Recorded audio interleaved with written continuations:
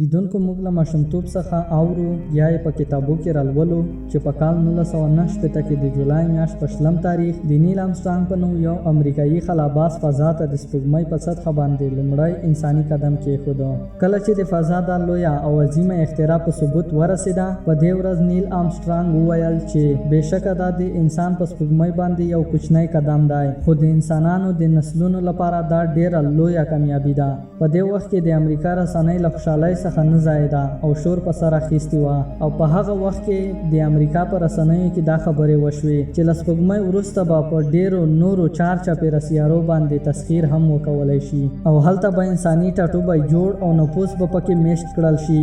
بلکې دا هم امکان لري چې اوس نو عام انسان به په یو څو کلونو کې سپوږمۍ ته د سفر کولو وړ وګرځي او سپوږمۍ ته په تللو سره به خپلې رسختۍ تېروي. خو مګر وخت شاهد دی چې د څو لسیزو په راتېرېدو سره بیا هم داسې یو څه کول ممکن نه دي. لیدونکو په نن سبا کې هم 100% امریکایي وګړي په دې خبره باندې باور لري چې په 1969 کې د امریکې فضا څېړونکي ادارې یعنې ناسا په سپوږمۍ باندې کوزېدل له یوې دوکې څخه زیات هیڅ هم نه و. په دې خبره کې څومره رښتیا دي؟ آیا حقیقي ناسا په سپوږمۍ باندې قدم ایښی و، یا دغه یوازې په فضایي جنګ کې د بهترۍ د حاصلولو لپاره کوم چې په دې وخت کې د روس او امریکې ترمنځ روان و، د دې لپاره یې هسې یوه لوبه په لاره اچولې وه؟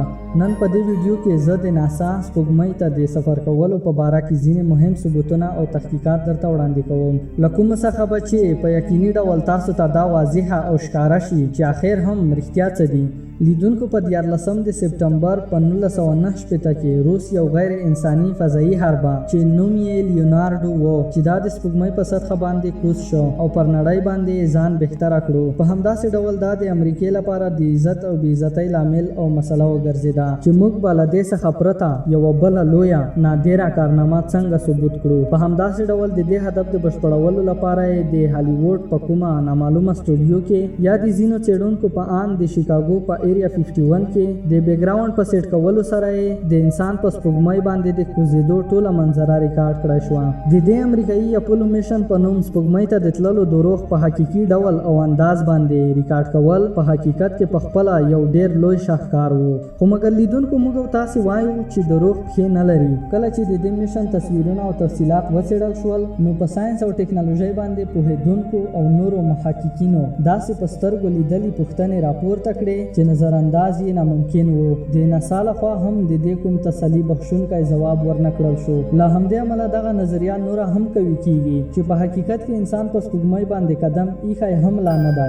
د امریکې دعوې هغه وخت تر شکونو او شبهاتو یعنې پوښتنو لاندې راغلې چې کله په دې باندې پوه شول چې د نیل آرمسټرانګ په سپوږمۍ باندې د کوزېدو لایف ویډیو ریکارډ کوم چې د ټولې نړۍ د تلویزیون په سکرین باندې لیدل شوی و، همغه له ناسا څخه ضایع شوي ده. یوازې ویډیو یې نه بلکې ډېر عکسونه او له سپوږمۍ څخه راټول کړای شوي د ډېرو ډبرو نمونې هم ورکې شوي دي. لیدونکو داسې څنګه ممکنه ده لکه څرنګه چې انسان د دومره لویې کامیابۍ ثبوت په لوی لاس باندې له منځه تللو ته پرېږدي؟ راځئ چې ویمنو چې دا دومره لویه خبره نه ده، کیدای شي په غلطۍ کې ترسره شوي وي. خو مګر د حیرانتیا خبره خو دا ده چې تر اوسه پورې په دې خبره باندې په امریکا کې هیڅ چا غبرګون ونه ښوده چې د انساني تاریخ دا دومره لوی مهمترین ثبوتونه څنګه ضایع شول. له دې نه علاوه هم په سپوږمۍ باندې کوزېدل یعنې مون لینډینګ باندې ډېرې پوښتنې راپورته شوي دي چې په دې کې د څو مهمو سوالونو یادونه موږ په دې ویډیو کې کوو. هیله لرم را سره مل پاتې شئ. که تر اوسه پورې مو زموږ چینل نه وي سبسکرایب کړی، نو هیله لرم چې سبسکرایب یې کړئ.